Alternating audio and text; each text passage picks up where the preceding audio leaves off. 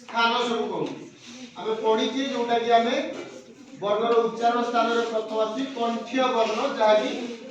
कंठ उच्चारण हुए तार सूत्र कोन होची अकुह विसर्जन कर्ण बोलियो देखि कंठ रे को वर्ण उच्चारण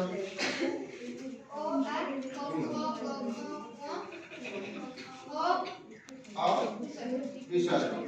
तापर आसिला ए गला कंठीय वर्ण तापर बस तापर आसिला तालव्य वर्ण जेना करी तालव्य वर्ण की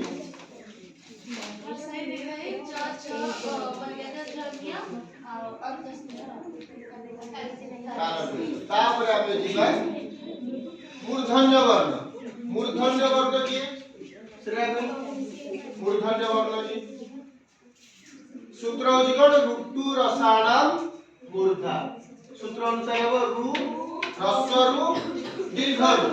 तापर आसिला ट